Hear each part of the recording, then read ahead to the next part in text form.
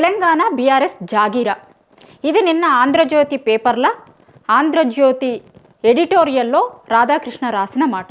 అయితే ఒక తెలంగాణ బిడ్డగా మీడియాలో వచ్చినటువంటి వార్తల మీద నిజానిజాలు ఏంటో తెలంగాణ సమాజానికి చెప్పాల్సినటువంటి బాధ్యత గల జర్నలిస్టుగా నేను ఈ వీడియో చేస్తున్నా. ఫస్ట్ ఆయన రాసిన హెడ్లైన్ ఏంటి అంటే బీఆర్ఎస్ తెలంగాణ జాగీరా.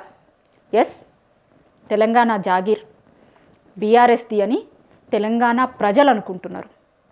ఇది తెలంగాణ మట్టి బిడ్డల జాగీర్, తెలంగాణ రాష్ట్రం కోసం కొట్లాడినోళ్ళ జాగీర్, కానీ తెలంగాణను వ్యతిరేకించినోళ్ళ జాగీర్ కాదు ఇది. ఇది ఎప్పటికీ కూడా తెలంగాణ మట్టి బిడ్డల జాగీరే. తెలంగాణను వ్యతిరేకించినోళ్ళ జాగీర్ కాదు, రేపొద్దున కూడా కాదు. ముందు నేను చాలా ఇష్యూస్ మీద ఆయన మాట్లాడిండు, చాలా అంశాల మీద మాట్లాడిండు, కానీ ఆయన ఒక మీడియా అధినేత కూడా కాబట్టి మీడియా మీద మాట్లాడిన దాని మీద ఫస్ట్ మాట్లాడతా. దాంట్లో చాలా కన్ఫ్యూజన్, క్లారిటీ లేకపోవడు, ఎంతసేపు ఆయనకున్న ఫ్రస్ట్రేషన్, బాధ ఇవే కనిపిస్తున్నాయి. మరి ఎందుకంత ఫ్రస్ట్రేషన్ వస్తుందో, ఆయనకి ఎందుకంత బాధ అవుతుందో అర్థం కాలే. కానీ ఎవరిది జాగీరు, ఎందుకు జాగీరు అనే పెద్ద పెద్ద మాటలు మాట్లాడిండు. మీడియా అధినేతగా ఉన్నాడు కాబట్టి ఆయనే మీడియా మీద మాట్లాడిన దాని నుంచి మొదలుపెట్టి ఒక 3-4 అంశాలే. ఇప్పుడు మామూలుగా మనం అన్నం ఉడికిందా లేదా అని చూసేటందుకు ఒక్క పలుకు చూస్తే సరిపోతుంది, మొత్తం అన్నం చూడాల్సిన అవసరం లేదు అని అంటారు కదా. గట్లనే ఈయన రాసిన కొత్త పలుకుల నిజాలున్నాయా అబద్ధాలున్నాయా అని మాట్లాడడానికి ఒక 2-3 ఎగ్జాంపుల్స్ చెప్తా నేను, అవి సరిపోతాయి, తెలంగాణ సమాజం అర్థం చేసుకుంటుంది. ఆయన రాసిన పలుకులల్లా నిజాలున్నాయా అబద్ధాలున్నాయా అనేది అర్థమైపోతుంది అందరికీ. ఆయన ఫస్ట్ ఏం రాస్తాడు, మీడియా మీద రాసిన దాని మీద నుంచి వస్తాను నేను, ఎందుకంటే ఆయన ఒక మీడియాకి అధినేత కూడా కాబట్టి ఆ మీడియా నుంచి స్టార్ట్ చేద్దాం. ఆయన కొత్త పలుకులో ఏం రాస్తారు, తెలంగాణ ఉద్యమం టైంలోనట శ్రీకృష్ణ కమిటీ ఇచ్చినటువంటి రిపోర్ట్ల ఆంధ్రజ్యోతి అనే పేపర్ని మేనేజ్ చేస్తే సరిపోతుంది, వీళ్ళు తెలంగాణకు పాజిటివ్ ఉన్నారు, పాజిటివ్గా రాస్తున్నారు, ఈ ఒక్క పేపర్ను మేనేజ్ చేస్తే అయిపోతుంది అన్న లెక్క రాసిర్రు. మా కమిట్మెంట్ అది, తెలంగాణ కోసం మేము అట్లా పుంకాలుగా స్టోరీలు రాసినామన్న లెక్క చెప్పిండు ఆయన. అదే దాంట్లో మళ్ళీ ఏం రాసుకుంటాడు ఆయన, తెలంగాణ ఉద్యమ టైంలోనే మస్తు దాడులు జరిగినాయి, గవ్విటికే భయపడలే, మేము ఇట్లాంటి ఉడతా బెదిరింపులకు భయపడతామా అని రాసిండు. 2 స్టేట్మెంట్లకు ఏమైనా సంబంధం ఉందా? తెలంగాణ ఉద్యమం సమయంలో మీరు తెలంగాణకు అంత పాజిటివ్ ఉంటే ఎందుకు ఉద్యమం టైంలో మీ మీద దాడులు జరిగినాయి? జరగొద్దు కదా. మీరు చెప్తున్న లెక్క ప్రకారమే మీరు అంత తెలంగాణకు పాజిటివ్గా ఉంటే కనుక ఆ రోజు తెలంగాణ ఉద్యమాన్ని సపోర్ట్ చేసినటువంటి మీడియాను, ఆ రోజు తెలంగాణ ఉద్యమంకి సపోర్ట్ చేసినటువంటి జర్నలిస్టులను తెలంగాణ సమాజం ఎట్లా చూసిందో మనందరికీ తెలుసు. అందరూ ఉన్నారు, తెలంగాణ ఉద్యమంలో పాల్గొన్న వాళ్ళందరూ కూడా ఈ రోజుకి ఉన్నారు. అది ఎప్పుడో చాలా ఏళ్ల కిందట జరిగినటువంటి ఉద్యమం కాదు. ఆ రోజు పాల్గొన్నటువంటి జర్నలిస్టులు ఉన్నారు, ఆ రోజు పాల్గొన్నటువంటి మీడియా అధినేతలు ఉన్నారు, ఆ రోజు తెలంగాణ ఉద్యమం పట్ల తప్పుడు రాతలు రాసినటువంటి మీడియా అధినేతలు కూడా ఉన్నారు. అందరూ ఇక్కడే ఉన్నారు. ఓ 100 ఏళ్ల కిందట ఎప్పుడో జరిగింది, జనాలు మర్చిపోయిర్రు కాబట్టి మేము ఏం చెప్పినా అది నడుస్తుంది అన్న లెక్క కాదు, అందరు ఇక్కడే ఉన్నారు. తెలంగాణ రాష్ట్రం వచ్చి 10 ఏళ్ళే అవుతుంది, 10 ఏళ్ళు అయిపోయింది, 10 ఏళ్ళు బీఆర్ఎస్ పాలించింది, 11-12 ఏళ్ళు అవుతుంది. ఓ 100 ఏళ్ల కిందట జరిగినటువంటిది కాదు. మీరు ఏది చెప్తే అది దాన్నే నిజమని తెలంగాణ జనాలు నమ్మాలి అనుకుంటే మీ పొరపాటు అవుతుంది. అది తెలంగాణ సమాజం చూస్తుంది. అలా మీరు రాసింది కొత్త పలుకులు కాదు, చెత్త పలుకులు, మీ తొత్తుల పలుకులు అని తెలంగాణ సమాజం అనుకుంటుంది, మేమనుడు కాదు. ఇంకొకటి ఏమంటారు ఆయన, తెలంగాణ రాష్ట్రం ఏర్పడడానికంటే ముందు నుంచి చాలా ఏండ్ల నుంచి ఈ మీడియా సంస్థలు ఉన్నాయి, అంటే ఆయన దృష్టిలో ఆయన మీడియా, ఇంకా వేరే సంస్థలు ఉన్నాయి. తెలంగాణ వచ్చిన తర్వాత బీఆర్ఎస్కు అధికారంతో పాటు అడిషనల్గా మీడియా సంస్థలు కూడా వచ్చినాయి అంటాడు. ఇవాళ ఉన్నటువంటి అంటే బీఆర్ఎస్ పార్టీకి ఉన్నటువంటి మీడియాగా ఆయన చెప్తున్నటువంటిది, నేను చెప్తుంది కాదు, ఆయన చెప్తుంది టీ న్యూస్ నమస్తే తెలంగాణ గురించి. తెలంగాణ రాష్ట్రం వచ్చిన తర్వాత, అధికారంలోకి వచ్చిన తర్వాత వాళ్ళకి ఈ మీడియా సంస్థలు వచ్చినాయి అని చెప్తాడు. పచ్చి అబద్ధం, పచ్చి అబద్ధం. నేను టీ న్యూస్లో పనిచేసిన జర్నలిస్ట్గా చెప్తున్నా, 13 ఏళ్ళు టీ న్యూస్లో పనిచేసిన నేను. టీ న్యూస్ వచ్చింది 2010లో, అంటే ఈయన చెప్తున్న లెక్క ప్రకారం బీఆర్ఎస్ అధికారంలోకి వచ్చిన తర్వాత కాదు. బీఆర్ఎస్ అధికారంలోకి వచ్చింది ఎప్పుడో తెలంగాణ జనాలకి తెలుసు కదా.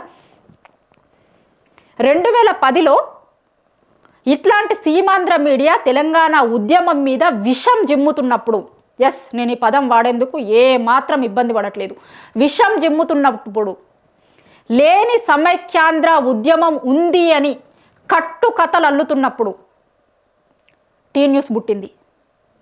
తెలంగాణ ఉద్యమం కోసం, తెలంగాణ అస్తిత్వాన్ని కాపాడుకోవడం కోసం పుట్టినటువంటిది టీ న్యూస్. ఆ రోజు రాజ్ న్యూస్ని లీజుకు తీసుకొని 2010లో సంవత్సరం నడిపించి, దాని తర్వాత 2011లో టీ న్యూస్కి లైసెన్స్ వచ్చినప్పుడు టీ న్యూస్ పేరు మీద నడుస్తుంది. అది 2010 నుంచి రాజ్ న్యూస్ ఉన్న రోజు నుంచి నేను టీ న్యూస్లో ఉన్నా. తెలంగాణ రాష్ట్రం వచ్చిన తర్వాత పుట్టిన ఛానల్ కాదు అది. ఎందుకు ఇన్ని కట్టు కథలు చెప్తున్నారు? ఎందుకు ఇన్ని అబద్ధాలు మాట్లాడుతున్నారు? తెలంగాణ రాష్ట్రం వచ్చిన తర్వాత, బీఆర్ఎస్ అధికారంలోకి వచ్చిన తర్వాత పుట్టిన ఛానళ్ళు అని చెప్తున్నారు. బీఆర్ఎస్ అధికారంలోకి వచ్చిన తర్వాత పుట్టిన ఛానల్ కాదే. ఆ ఛానల్ లైసెన్స్ ఎప్పుడు వచ్చింది, ఎప్పుడు పుట్టింది, ఏంది మొత్తం ఓపెన్గా ఉంటుంది. ఒక్కసారి పోయి చెక్ చేసుకోండి. తెలంగాణ సమాజంలో ఉన్న ఎవరైనా సరే పోయి చెక్ చేసుకోవచ్చు. నేను అదే టీ న్యూస్లో 2010 నుంచి పనిచేసిన. మీరు చెప్తున్నట్టు బీఆర్ఎస్ అధికారంలోకి వచ్చిన తర్వాత రాలేదా ఛానల్? ఆ రోజు తెలంగాణ మీద జరుగుతున్నటువంటి కుట్రలను తిప్పి కొట్టేందుకు వచ్చిన ఛానల్ ఆ రోజు టీ న్యూస్. బొట్టు మాదే, బోనం మాదే, ఇప్పటి నుంచి ఛానల్ కూడా మాదే. ఇది ఛానల్ పెట్టినప్పుడు మొదటి రోజు ఉన్నటువంటి స్లోగన్ టీ న్యూస్లో. అస్తిత్వం మీద దాడి జరుగుతున్నప్పుడు తెలంగాణకు సొంతంగా ఒక పేపర్ ఛానల్ ఉండాలి అనే పేరు మీద వచ్చింది టీ న్యూస్ నమస్తే తెలంగాణ. దీని విషయంలో కూడా చాలా కట్టుకథలు రాసిరు నిన్న. ఇంకోటి ఏమంటారు,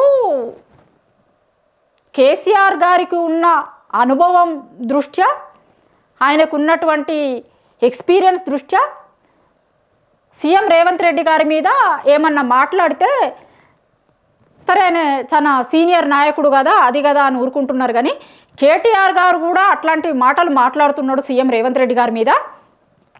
తెలంగాణ సమాజం హర్షించదు, బీఆర్ఎస్ వాళ్ళే హర్షిస్తారు అన్న లెక్క మాట్లాడిండు. మరి కేసీఆర్ గారి మీద రేవంత్ రెడ్డి చేస్తున్న మాటలని మీరు హర్షిస్తున్నారా? కాంగ్రెస్ నాయకులు హర్షిస్తున్నారా? కేసీఆర్ గారికి ఉన్నటువంటి ఎక్స్పీరియన్స్కి, లేకపోతే ఆయన చేసినటువంటి ఉద్యమానికి, ఆయనతో అసలు సీఎం రేవంత్ రెడ్డి గారికి ఎక్కడ పోలికుందండి? రేవంత్ రెడ్డి గారు సీఎం, మాజీ సీఎం కేసీఆర్ గారిని అన్ని మాటలంటే కాంగ్రెస్ వాళ్ళు హర్షిస్తున్నారా? దాన్ని తెలంగాణ సమాజం హర్షిస్తుందా? మీరు ఒకరికి చెప్పేటప్పుడు ఇంకొకరికి కూడా చెప్తే బాగుంటుంది కదా. ఎంతసేపు ఒకరి మీద మీ వ్యక్తిగత ద్వేషం తప్ప ఏం కనిపిస్తలేదు. మీకున్నటువంటి ద్వేషం, ఫ్రస్ట్రేషన్ ప్రతి పదంలో కనిపించింది, ఒక్కొక్క పలుకులో కనిపించింది. అది ప్రతి పదం ఎంత ద్వేషంతోని, ఎంత ఫ్రస్ట్రేషన్తోని రాస్తున్నారు మీరు అనేది ప్రతి దాంట్లో కనిపించింది. కేటీఆర్ని తప్పు పడుతున్నప్పుడు రేవంత్ రెడ్డి గారిని కూడా ఎందుకు తప్పు పట్టడానికి మీకు చేతులు రాలేదు? రాసేందుకు మీకు ఎందుకు చేతులు రాలేదు? దానికి అది కూడా రాయాలి కదా. ఆయన వయసుకి ఆయన మీద మాట్లాడుతున్నటువంటి మాటలు కరెక్టా? ఇంకొకటి, ఇప్పుడు ఈ ఫోన్ ట్యాపింగ్ ఇష్యూ ఉంది కదా, దాని మీదనట ఒక ఛానల్, అంటే వాళ్ళకి సంబంధించిన ఛానలే కాబట్టి ఆయన వెనకేసుకొచ్చిండు. ఇప్పుడు ఈయన వర్షన్స్ చెప్పుకున్నాడు కాకుండా ఇలా మనుషుల్ని కూడా వెనకేసుకొని వచ్చిండు. వీళ్ళు వెనకేసుకొని వస్తే తప్పు కాదు, వేరే వాళ్ళు వెనకేసుకొని రాగానే వాళ్ళు ఏదన్నా పార్టీకి సంబంధించిన జర్నలిస్టులు లేకపోతే ఇంకొకటి అని బురద చల్లుతారు. ఇప్పుడు మహా న్యూస్లో ఫోన్ ట్యాపింగ్ మీద ఎట్లాంటి తంబునేల్స్ పెట్టిరో మనం చూసినాం కదా. అదట చిన్న పొరపాటు అవుతుంది ఆర్కే గారు, చిన్న పొరపాట. మన కుటుంబ సభ్యుల మీద అట్లనే పెట్టి వేరే వాళ్ళు చిన్న పొరపాటు అంటే ఊరుకుంటామా? వాళ్ళ కుటుంబ సభ్యుల్ని చాలామంది ఐఏఎస్ల ఫోన్లు విన్నారు, సినిమా వల్ల ఫోన్లు విన్నారు అని వాళ్ళ ఫోటోలు మార్పు చేసి చూస్తే ఏర్పడుతుంది ఎవరి ఫోటోలు వేసిర్రు అని. అట్లా చేసిరే ఏ ఒక్క హీరోయిన్ వచ్చి చెప్పిందా మీకు? ఎవరన్నా ఐఏఎస్ ఐపీఎస్ ఆఫీసర్లు వచ్చి చెప్పిరా మీకు? వేరే పొలిటీషియన్లు ఎవరన్నా వచ్చి చెప్పిరా మా ఫోన్ ట్యాప్ అయింది అని? మీ ఛానల్ ఆఫీస్కి వచ్చిరా? మీరు వెనకేసుకొని వస్తున్నారు కదా, వాళ్ళ ఛానల్ ఆఫీస్కి పోయి ఏమన్నా చెప్పిరా? వాళ్ళ ఛానల్ ఆఫీస్కి పోయి ఏ ఒక్కరన్నా కంప్లైంట్ ఇచ్చిరా మా ఫోన్ ట్యాప్ అయింది అని, మేము పోలీసు వాళ్ళకి కంప్లైంట్ ఇచ్చినాం, మీ దగ్గరకు వచ్చినామని చెప్పిరా? ఒక్కొక్కరు ఎట్లాంటి థంబ్నెయిల్స్, వాళ్ళకి పర్సనల్ లైఫ్ లేవా? రాజకీయాలలో ఉన్నంత మాత్రాన మేము ఎంత బురద జల్లినంతసేపు మీరు చల్లించుకోండి, మీరు జల్లుతామంటే మాత్రము తప్పైతుంది అది అన్న లెక్క మాట్లాడుతున్నారు మీరు. కేసీఆర్ ఫోటోలు, కేటీఆర్ ఫోటోలు వేసి వేరే వాళ్ళ ఈ ఫోటోలను మార్ఫింగ్ చేసి వేసి ఎంత దారుణమైన థంబ్నెయిల్స్ పెట్టారు. మౌనం అంగీకారం అవుతుందా? ఇంకొకటి ఏంది, కొంపలో కుంపటి అట. ఎవరి కొంపలో కుంపటి? ఈయన చూసి వచ్చిండా? అట్లాంటి చిన్న మిస్టేక్లు అవుతాయా? సామెత ఉంటుంది, ఇక చెప్తే గలీజ్ ఉంటుంది కానీ మీరు చేస్తేనేమో ఒకటి, మీరు థంబ్నెయిల్ పెడితేనేమో అది చిన్న పొరపాటు అవుతుంది. ఆ చిన్న పొరపాటు జరిగితేనట బీఆర్ఎస్ నాయకులు పోయి దాడులు చేసిర్రు, ఇదెక్కడి సంస్కృతి, ఇదెక్కడిది అది అని మాట్లాడతాడు. మరి ఇదే మాట్లాడుతున్నప్పుడు మీరు అసలు ఎట్లా కనీసం ఒక్క వాక్యంలోనన్నా ఆయన రాస్తాడేమో, ఒక్క లైన్లోనన్నా ఆయన ఏమన్నా రాస్తాడేమో. మీరు ఇట్లాంటి థంబ్నెయిల్స్ పెట్టుడు తప్పు కాబట్టి వీళ్ళు రాసిర్రు అని ఏమన్నా ఒక్క దగ్గరన్నా రాస్తాడేమో అని చూసిన నేను. మొత్తం 1కి 10 సార్లు చదివితే ఎక్కడ అట్లాంటిది లేదు. వాళ్ళని వెనకేసుకొచ్చుడు తప్పించి చిన్న పొరపాటు జరిగిందట. చిన్న పొరపాటు, అది కావాలని చేసిందా? 4 రోజులు 5 రోజులు కంటిన్యూగా దాని మీద నడిపించిర్రు. ప్రతి థంబ్నెయిల్లో పొరపాటు జరుగుతుందా? ఒక్క థంబ్నెయిల్ అంటే పొరపాటు జరిగింది అనుకోవచ్చు, ప్రతి థంబ్నెయిల్లో పొరపాటు జరుగుతుందా? అది పొరపాటు.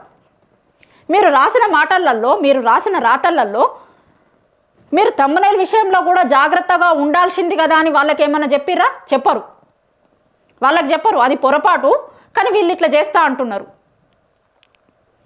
ఇవి ఒక 3-4 ఎగ్జాంపుల్. ఇంకా ఇట్లాంటిది చెప్పుకుంటూ పోతే చాలా ఎగ్జాంపుల్.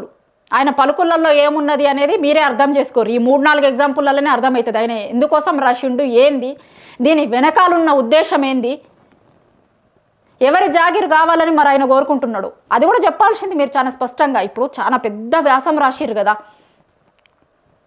బీఆర్ఎస్ జాగీరా అని అడిగారు కదా, మరి మీరు మీ ఉద్దేశం చెప్పాల్సింది కదా ఓపెన్గా. దాంట్లో ఎందుకు దాపరికం అంతా? మీరు ఎవరు జాగీర్ కావాలనుకుంటున్నారు అనేది కూడా చెప్పాల్సింది. దాంట్లో చెప్తే అయిపోయేది కదా, ఎందుకు ఇంత ఇప్పుడు అంత టైం వేస్టు, శ్రమ, చాలా విషయాలను నేనేదో శోధించి సాధించి ఇప్పుడు రాసినాము అన్న లెక్క రాసిర్రు. దాంట్లో ఏం లేదు, ఆయన కడుపు మంట తప్ప ఏం లేదంట్లా. బీఆర్ఎస్ జాగీరా అన్నారు, బీఆర్ఎస్ జాగీర్ కాదు అని చెప్పాలనుకున్నారు మీరు. మరి ఎవరి జాగీర్ కావాలనుకుంటున్నారో కూడా మీ ఉద్దేశం ఏందో కూడా చెప్పాల్సింది కదా. ఇంత రాసినోళ్ళు మీకు ఏదో ఒక ఉద్దేశంతో రాసిర్రు కదా, వాళ్ళ జాగీర్ అయితే మంచిగా ఉంటుంది నేను అనుకుంటున్నా అన్నది కూడా చెప్పాల్సింది కదా. దానికి ఎందుకు ఇంకా ఇంత ముసుగులు వేసుకుంటారు?